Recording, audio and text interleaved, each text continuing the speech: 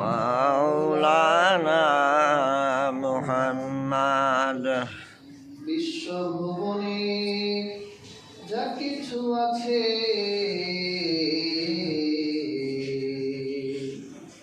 সকলেই মানিল তাহাদের প্রভুকে।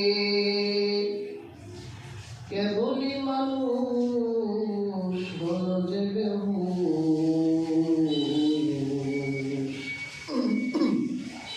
মানিল না اللهم صل على سيدنا مولانا محمد وعلى آل سيدنا مولانا محمد। আলহামদুলিল্লাহ, শুকরিয়া আদায় করছি সে মহান আল্লাহ তাবারক ওয়া তাআলা, যিনি আমাদের প্রতি ইহসান করেছেন। সেজন্যই আমরা দুনিয়ার সকল ব্যস্ততা থেকে আল্লাহ তাআলা রাজি এবং খুশির জন্য জুমার ধরে আসতে পেরেছি। আল্লাহ শুকরিয়া আদায় করুন। আলহামদুলিল্লাহ। আলহামদুলিল্লাহ। হাজিরিন, সূরা আবাসা থেকে কয়েকটি আয়াত কারিমা তেলাওয়াত করেছি। আয়াত কারিমাতে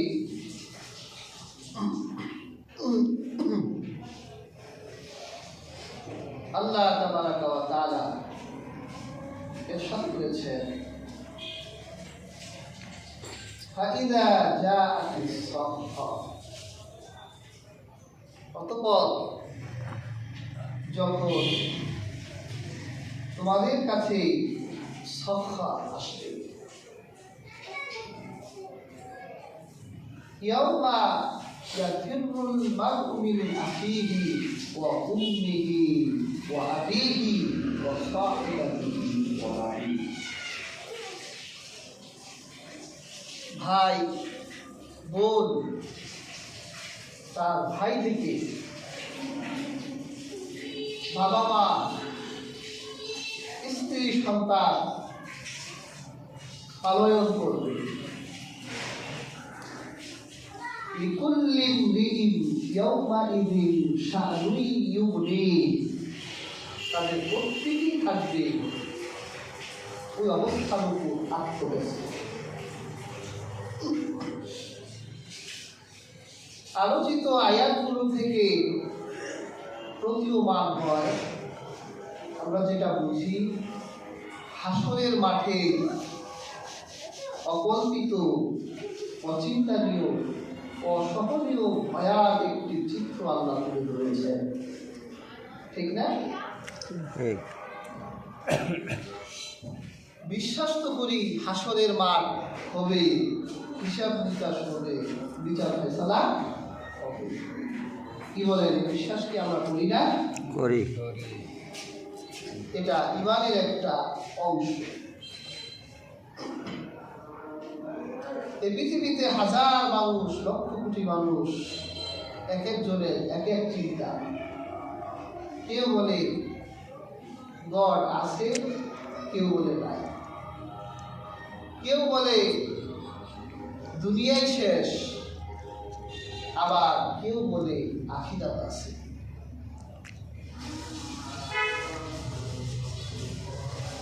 আখিরাত যে আছে, বিচারের দিন যে আছে, সূরা আবাসার এই আয়াত থেকে প্রমাণ হয় দিন একটা। আল্লাহ সূচনা আয়াতে কারিমা, আমার আলোচিত আয়াতে উল্লেখিত সূচনা হচ্ছে, আল্লাহ পাক বললেন, ফাইযা জাআতিস সাখা, তোমাদের কাছে সখা আসবে। সখাটা কি? তাফসীর জালালাইনে লিখেছেন সখা আয় নাফখাতুস সানিয়া, ইসরাফিলের দ্বিতীয় বিকট শব্দ। সূরা নাজিয়াতে আল্লাহ পাক এই বিকট শব্দকে বলেছেন তাম্মাতুল কুবরা, মহাসংকট।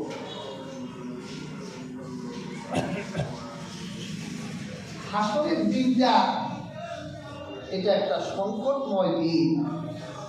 সেজন্য আল্লাহ তাআলা আয়াতে কারিমাতে বুঝাতে চাইলেন যে হাসরের এই দিনটাকে তোমরা যা মনে করো ওরকম দিন নয়, বরং এই দিবসটা হবে মহাসংকটের দিবস। আল্লাহ পাক বলেন যখন হযরত ইসরাফিল আলাইহিস সালাম সিংহায় ফিৎকার দিবেন, আল্লাহর একজন মহান ফেরেশতা আছেন হযরত ইসরাফিল। আল্লাহ পাক চারজন ফেরেশতাকে সকল ফেরেশতার উপর সম্মান দিয়েছেন। কয় ফেরেশতা? 4 ফেরেশতা। ফেরেশতা যে আকাশ জমিনে দৃশ্যে কি পরিমাণ আছে তা আল্লাহই ভালো জানেন। যত ফেরেশতা আল্লাহ পাক সৃষ্টি করেছেন, সমস্ত ফেরেশতাদের উপর আল্লাহ চারজন ফেরেশতাকে মহা সম্মানিত করেছেন। এর মধ্যে হযরত জিবরিল ফেরেশতা, সব ফেরেশতাদের লিডার।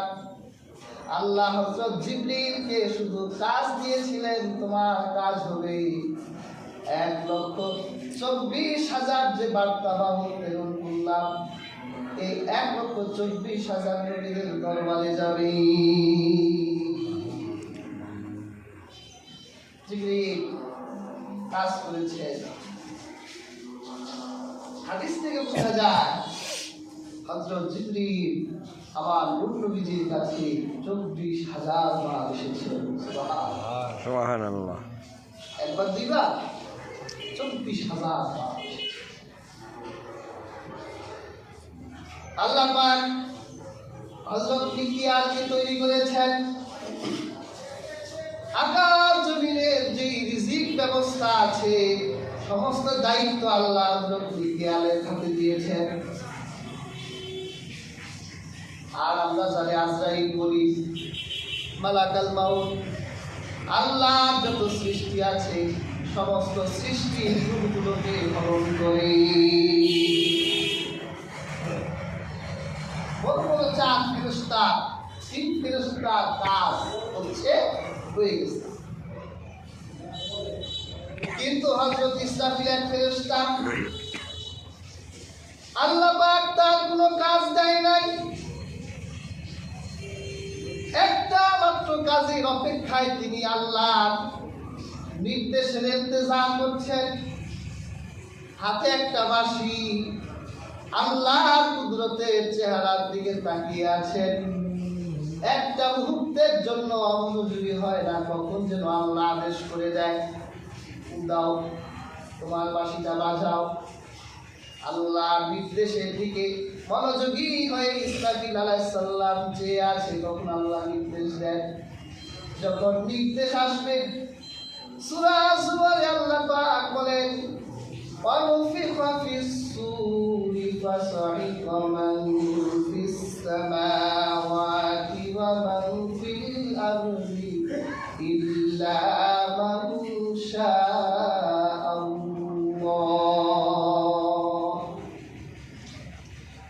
যখন বিকট ধ্বনি উঠবে, আকাশ আর জমিনের ভিতরে যা কিছু আছে সব কিছু অজ্ঞান হয়ে যাবে। আল্লাহ আকাশ জমিনে কত হাজার কোটি মাখলুক তৈরি করে রেখেছেন। হযরত ইসরাফিলের বাঁশির বিকট শব্দে মুহূর্ত মুহূর্তের ভিতরে সমস্ত প্রাণ অবচেতন হয়ে যাবে। তবে আল্লাহ যাকে চাইবে সে ছাড়া। একটু চিন্তা করেন, বাঁশির আওয়াজটা কেমন করুণ হবে, কত বিকট হবে। আল্লাহ পাক যে বলেছেন তম্মাতুল কুবরা, মহা সংকট। এই পৃথিবীর বুকে আমরা হাজারো শব্দ শুনেছি। গাড়ি যখন চলে গাড়ির শব্দ হয় কিনা বলেন, আবার যখন আমরা এই মাইকে কথা বলি ইউনিট থেকে শব্দ বের হয়। মাঝে মাঝে শব্দ এমন প্রকট আকার ধারণ করে মনে হয় যেন কানের পর্দাগুলো ফেটে যাচ্ছে, হৃদয় আর সহনীয় হয় না। কি বলেন, এরকম আওয়াজ শুনি না?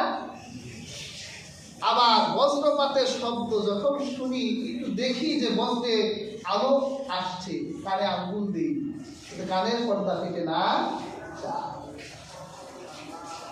এই দুনিয়ার বুকে আমরা যতই শব্দ শুনি না কেন, হযরত ইসরাফিলের বাঁশির শব্দ দুনিয়ার আওয়াজের মতো হবে না।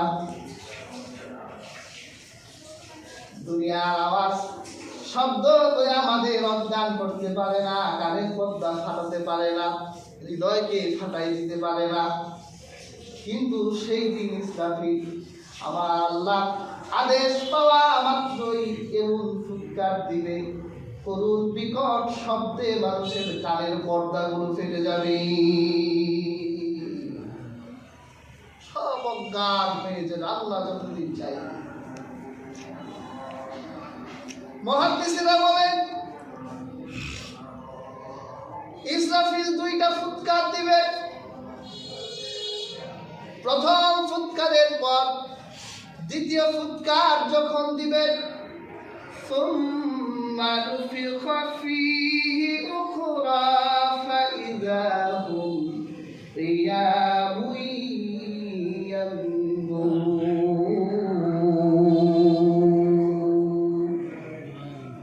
আল্লাহ পাক বলেন এরপর যখন সে ফুৎকার দিবেন, পুনরায় মানুষগুলো দাঁড়িয়ে যাবে আর হাসরের মাঠে আল্লাহর বিচারের অপেক্ষা করতে থাকবে। কয়টা ফু দিবে? মুহাদ্দিসরা বলেন দুই ফুয়ের মাঝখানে 40 বছরের ব্যবধান হবে। দ্বিতীয় ফুৎকার দেওয়ার পর অজ্ঞান হয়ে যাওয়া, ইন্তিকাল করে যাওয়া যত প্রাণ আছে, সমস্ত প্রাণের ভিতরে, দেহের ভিতরে আল্লাহ প্রাণ সঞ্চার করবেন।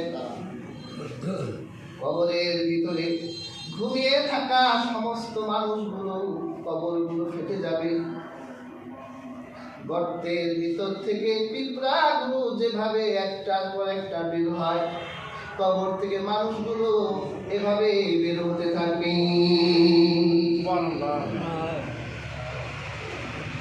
আল্লাহ রাসূল বলেন এটা আমার গল্প নয়, আমি সমস্ত আদম সন্তানের সন্তান। আল্লাহ পাক সর্বপ্রথম আমাকে কবর থেকে উঠাবেন। সুবহানাল্লাহ। বর্তমান সিরিয়া যে জায়গাটি বলি, আল্লাহ হাবিব এই সিরিয়া নিয়ে পরে ভবিষ্যৎবাণী করেছেন। বর্তমান সিরিয়া, ইরাক, জর্দান, লেবানন, মিশর, এই যে দেশগুলো আল্লাহর হাবিবের জামানায় এই দেশগুলোকে শাম দেশ বলা হতো। আল্লাহ এই শাম দেশের ভিতরেই কিয়ামতের মাঠ সাজাবেন। সুবহানাল্লাহ। সমস্ত প্রাণগুলো কবর থেকে উঠে যত সৃষ্টি আছে সমস্ত সৃষ্টিগুলো শাম দেশের দিকে রওনা হবে। মক্কা মদিনার পর শাম দেশের দাম সবচেয়ে বেশি। আল্লাহ হাবিব বলেন আল্লাহ তুমি এই শাম দেশকে বরকতপূর্ণ করো। সুবহানাল্লাহ। এই শাম দেশের উপরে আল্লাহ ফেরেশতারা ডানা দিয়ে এই শাম দেশকে ডেকে রাখে। দুইবার শাম দেশ নিয়ে আল্লাহ ভাবে দুটা ভবিষ্যৎবাণী করেছেন। একটা হলো কিয়ামতের আগে শাম দেশের গর্ত থেকে আগুন বের হবে, সমস্ত মানুষগুলোকে একত্রিত করবে। আরেকটা হলো হাসরের মাঠে সমস্ত মানুষকে সিরিয়ায় শাম দেশে একত্রিত করা হবে। প্যারা হাজিরিন, যখন সমস্ত প্রাণগুলো হাসরের মাঠে যাবে, আল্লাহ পাক সূরা তাহায় হাসরের মাঠের বর্ণনা দিয়েছেন। হাসরের মাঠের যে জমিন হবে, এই জমিন হবে শ্বেত বর্ণের, উঁচু হবে না, নিচু হবে না, সমতল মাঠ হবে, পালাবার জায়গা নাই। একটু গর্ত পাবা, দুনিয়ার ভূমির উপরে কোথাও উঁচু, কোথাও নিচু, কোথাও পাহাড়, কোথাও নদী। ইচ্ছে করলে এক জায়গায় গিয়ে পালানো যায়, কিন্তু হাসরের মাঠের ভূমিটা দুনিয়ার ভূমির মতো হবে না, সম্পূর্ণ সমতল প্লেটের মতো হবে। যতগুলো রূহ আছে, যত প্রাণ আছে, মাখলুক আছে, জবাবদিহিতার জন্য, হিসাবের জন্য সমস্ত মানুষেরা হাসরের ময়দানে একত্রিত হবে।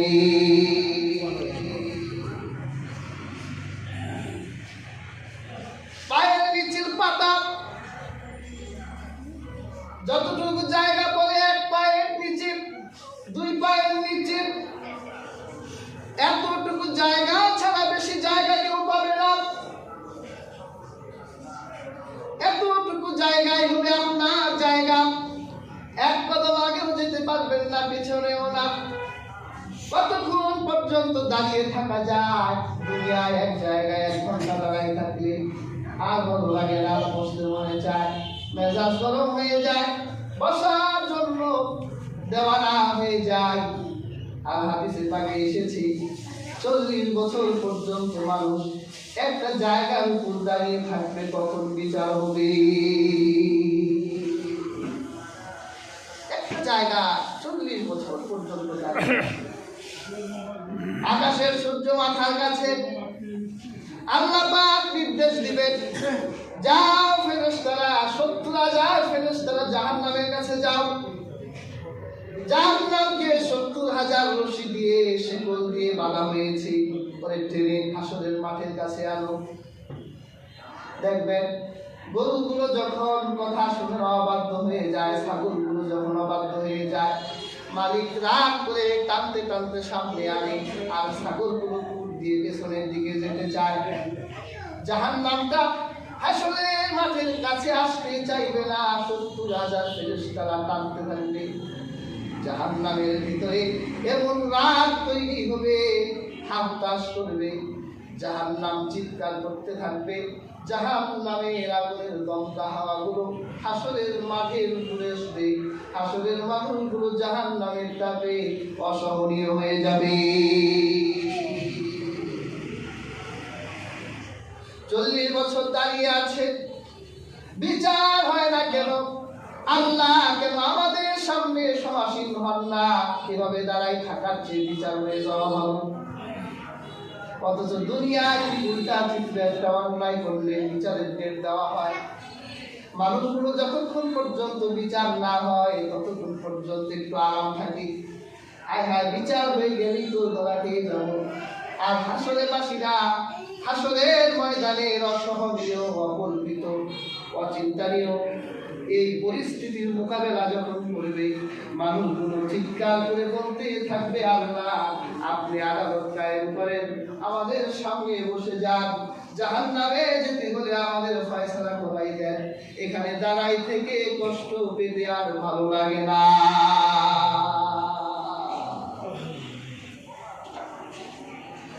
মানুষগুলো দৌড়ে আদমের কাছে যাবে, আদমকে গিয়ে বলবে, আনতা আবুন নাস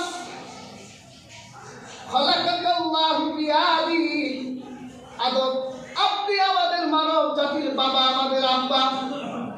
আল্লাহ আপনাকে নিজের হাতে তৈরি করেছেন, আপনার সাথে আল্লাহ পরিবেশন করো। একটু আল্লাহকে বলেন আমাদের বিচারটা কায়েম করার জন্য। হযরত আদম বলবে, আমার সন্তানেরা শোনো, আমার আল্লাহ এত রাগ করেছেন, আমার আল্লাহ জীবনে কোনোদিন এত রাগ করে নাই, আর জীবনে কোনোদিন আমার আল্লাহ এত রাগ করবেন না।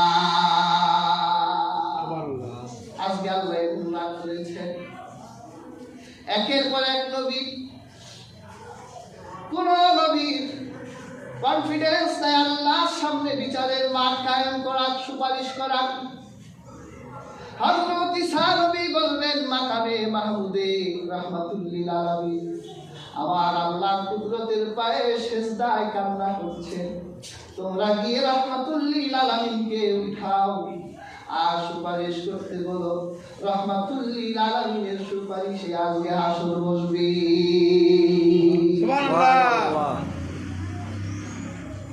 কি করবেন সেই দিন? আল্লাহ পাক আলোচিত আয়াতে বলেন, ইয়াউমা ইয়াফিরুল মারউ মিন আখিহি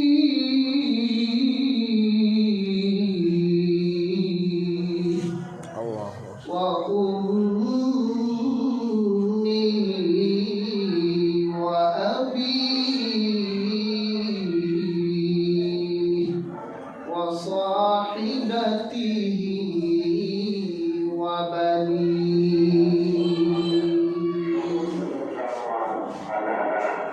আল্লাহ পাক বলেন, হাজরিন, আল্লাহ পাঁচটা আত্মীয়তার কথা আলোচিত আয়াতে তুলে ধরলেন। কয়টা আত্মীয়? পাঁচটা। একটু চিন্তা করেন, একজন মানুষের জীবনে এই পাঁচটা আত্মীয়র কাছে এত নিকট আত্মীয় আর নাই। পাঁচটা আত্মীয় একটা মানুষের সবচেয়ে কাছে। আল্লাহ পাক বলে, ইয়াউমা ইয়াফিরুল মারউ মিন আখিহি, সেই দিন নিজের আপন ভাই, যে মায়ের রেহেম থেকে জন্ম নেওয়া সহোদর ভাই, তার ভাই থেকে পালাবে। আমরা বলি না ফেরারি আসামি? ফেরারি অর্থ কি? পালানো কাছারি, আরবি শব্দ। ইয়াফিরু, পালাবে নিজের আপন সহোদর ভাই, তার ভাই থেকে। ওয়া উম্মিহি ওয়া আবিহি,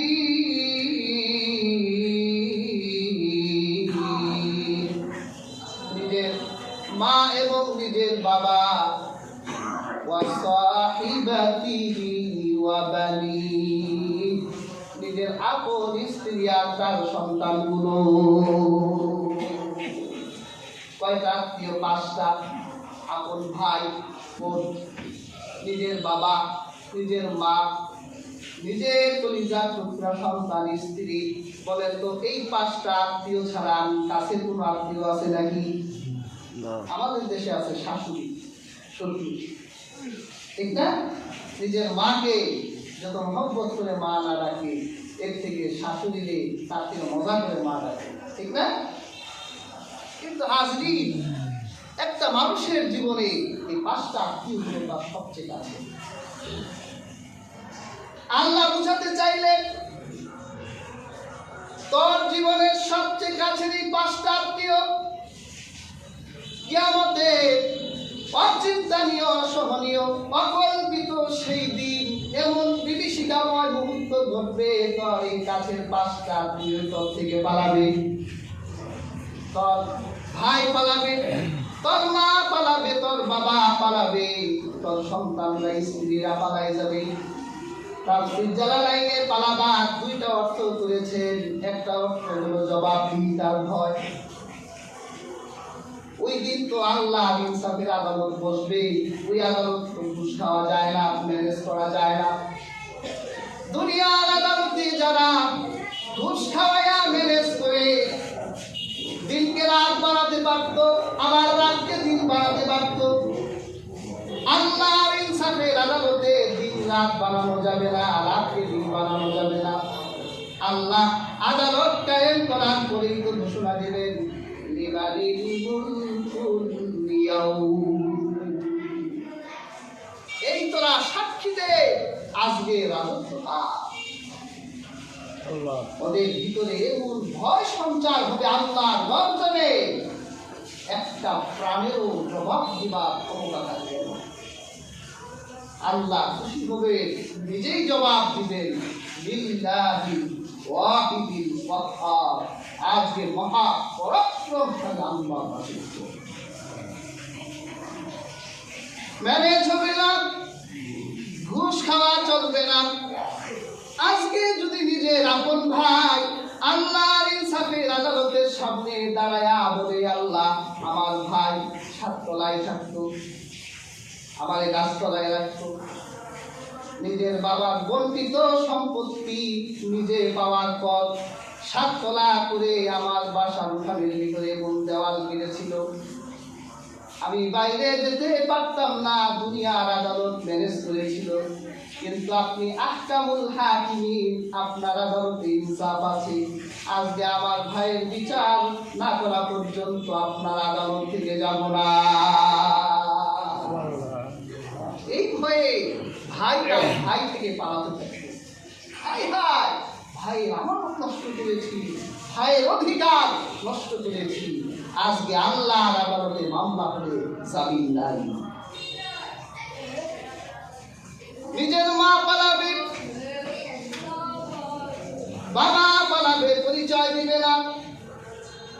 হাজিরি চিন্তা করে বলতেই পারেন, হুজুর এটা কেমনে, মা কি পালায় নাকি, বাবা পালায় নাকি? হ্যাঁ পালায়, দুনিয়ায়ও এরকম হাজার উদাহরণ এক্সাম্পল আছে। এই যে গত কুরবানি গেল, ছাগল কাণ্ড ঘটলো, বাংলাদেশের রাজস্ব বোর্ডের একজন কর্মকর্তা, ওনার ছেলে একটা ছাগল কিনেছি। যখন জিজ্ঞাসা করা হয়েছে তোমার অর্থের উৎস কোথায়, এটা যখন ভাইরাল হয়েছে, নিজের আপন বাবা তার সন্তানের পরিচয় দেয় না, ওটা আমি চিনি না, ওটা কে আসলে আসলে ঔরসজাত সন্তান, অস্বীকার করে বসে। দুনিয়ায় যদি এভাবে অস্বীকার করতে পারে, সেদিনের সিচুয়েশন তো আরো ভয়ানক, অচিন্তানীয়, অকল্পিত, অসহনীয়। সেই দিন তো পালাবেই, তাতে কোনো সন্দেহ নাই। নিজের আপন সন্তান পালাবে, স্ত্রী পালাবে। তাফসীর জালালাইনে আরেকটি ব্যাখ্যা এসেছে, ইকবাল করবে, একজন আরেকজনের কাছে যাবে না যদি নিজের জীবনের অন্যায়গুলো আরেকজনের উপর চাপায় দেয়, যদি ন্যাক চায়। আজকে এই দুনিয়ার বুকে ন্যাক দেখা যায় না, ধরা যায় না, ছোঁয়া যায় না, সব কাজ এই জন্য আমরা করিও না। যদি একটা ন্যাকের মূল্য বুঝতেন কত, তাহলে ন্যাক অর্জনের জন্য হামাগুড়ি খেতেন। আজকে ন্যাক চিনি না, ন্যাক বুঝি না, সব কাজ দেখা যায় না, ধরা যায় না, এই জন্য এটা গুরুত্ব বুঝি না। হাদিসের কিতাবে এসেছে, হযরত ইকরামা থেকে রিওয়ায়াত, আল্লাহ পাক কিয়ামতের দিন এক বান্দাকে অবকাশ দিবেন, আমার আদালতে তো তুমি ধরা পড়ে গেছো, তোমার জীবনের নেক আমল, তোমার জীবনের বদ আমল আমার কাছে সমান হয়ে গেছে, একটা নেক হলেই তুমি বেহেশতে যেতে পারো। আল্লাহ পাক ওই বান্দাকে অবকাশ দিবেন, বান্দা একটা মুহূর্ত দেরি করবেন না, দৌড়াই স্ত্রীর কাছে যাবেন, গিয়ে বলবেন, প্রথম তাকে জিজ্ঞাসা করবেন, বলো দুনিয়ার বুকে তোমার স্বামী হিসেবে আমি কেমন ছিলাম? বর্তমান যুগে যত বড় ফেরেশতা হোক না কেন, যদি স্ত্রীকে বলা হয় যে আপনার স্বামী কেমন, কি বলে? এক নম্বরের সন্ন্যাস, আমি থাকি আমি বুঝি। আপনাদের কাছে পীর ফকির দরবেশ হতে পারে, কিন্তু আমি ভালো করেই জানি কয় নম্বর, ঠিক না? প্রশংসা করতে চায় না, কিন্তু হাসরের মাঠে এই স্বামীটা কেমন হবে? হযরত ইকরামার রিওয়ায়াত, স্ত্রী বলবে, আপনি দুনিয়ার বুকে আমার গর্ব করার মতো স্বামী ছিলেন, আমার যত হক আছে সব হক আদায় করতেন। তখন ওই স্বামীটা স্ত্রীকে বলবে, ফাইন্নী আতলুবু ইলাইকি ইয়াউম হাসানাতুন ওয়াহিদা আমার স্ত্রী আল্লাহর আদালতে, ইনসাফের আদালতে আটকা পড়ে গেছি, একটা ন্যাক পেলে আমি নাজাত পেতে পারি। তোমার কাছে আমার জীবনের আমার একটা ন্যাক তোমার কাছে আমি ভিক্ষা করছি, একটা নেকি আমাকে তুমি দাও। স্ত্রী বলবে, স্বামী আমার, আপনি আমার গর্বিত স্বামী ছিলেন, আজকের এই সিচুয়েশন আমাকে এমন আত্মব্যস্ত করে তুলেছে, আজকের এই অবস্থা আমাকে এমন অবস্থায় পৌঁছে দিয়েছে যে একটা ন্যাক এই মুহূর্তে আমি আপনাকে দিতে পারবো না। ওই লোকটা দেরি করবে না, দৌড়ে সন্তানের কাছে যাবে, গিয়ে বলবে, ইয়া বুনাইয়া আইওয়ালিদিন কুনতু লাকা, ও আমার কলিজার টুকরা সন্তান, বলো দুনিয়ায় তোমার কেমন বাবা ছিলাম। সন্তান বলবে, আব্বা আপনি আমার ভালো বাবা ছিলেন, গর্ব করার মতো বাবা ছিলেন, তোমার কাছে একটা নেকি চাই। সন্তান বলবে, লা আস্তাতিউ হাসবি আমালি, বাবারে এই কঠিন সিচুয়েশনে আমি আপনাকে একটা নেকি দিতে পারবো না, কেউ দিও না। এইভাবে একটা মানুষের জীবনে সবচেয়ে কাছের পাঁচটা আত্মীয় কেউ তাকে ন্যাক দিবে না, একটা ন্যাকের মূল্য। কিয়ামতের দিন মানুষেরা একজন আরেকজন থেকে যে পালাবে, কেন পালাবে, কারণটা কি? কারণ হলো কেউ যদি কারো থেকে একটা ন্যাক চেয়ে বসে, এই জন্য একজন আরেকজন থেকে পালাতে থাকবে। কি বোঝা যায় আয়াত থেকে? কেউ কারো নয়, এই দুনিয়া নিজের আমল করে নিজেকেই হাসরের মাঠে উঠতে হবে।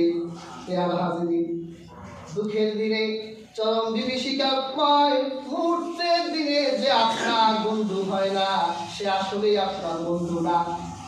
আর বিপদের সময় যে বন্ধু হয়, আসলে সেই বন্ধু। একজন বন্ধু আছে আমাদের বিপদের দিনে থাকবে, তাদের চিনি না, তার কথা শুনি না। সবাই যেই দিন আপনাকে ভুলে যাবে, সেই দিন সে ভুলবে না। আপনি মিজানে গেলে সে মিজানে যাবে, আপনি সিরাতে গেলে সে সিরাতে যাবে, আপনি যেখানে সে তিনিও সেখানে। তিনি আর কেউ নন, রহমাতুল লিল আলামিন। দুঃখের দিনের দরদি নবী কামলিওয়ালা, নবী কামলিওয়ালা, তুমি আসবে জানি আধার রাতে, জ্বলবে চিরাগ লালা, নবী কামলিওয়ালা। জাগবে যাবে বক্ষে আমার অপার তৃষ্ণা, সাত সাহারা ধরবে তুলে কণ্ঠে আমার, কাউসারের পিয়ালা, নবী কামলিওয়ালা। সেই দিন তোমার কাছে এমন পিপাসা লাগবে, মনে হবে যেন 7 সমুদ্রের পানি খেতে পারবা। কাজী নজরুল বলেন, সেই দিন রাহমাতুল লিল আলামিন তোমাকে তার শাফাতের পিয়ালা, তার হাউজের পিয়ালা থেকে তোমাকে পানি পান করাবেন। তোমার মা আসবে না পানি খাওয়াতে, বাবা আসবে না, ভাই বোন কেউ আসবে না। মাঝ দরিয়ায় উঠলে তুফান, তাই নাই আমি ডুরি, জানি আমায় কুলে নিবে তোমার শাফায়াতের তরি। তোমার বেগুন নয়ন জানি করবে আমায় নিদাহবান, করিম তোমার রাখিয়া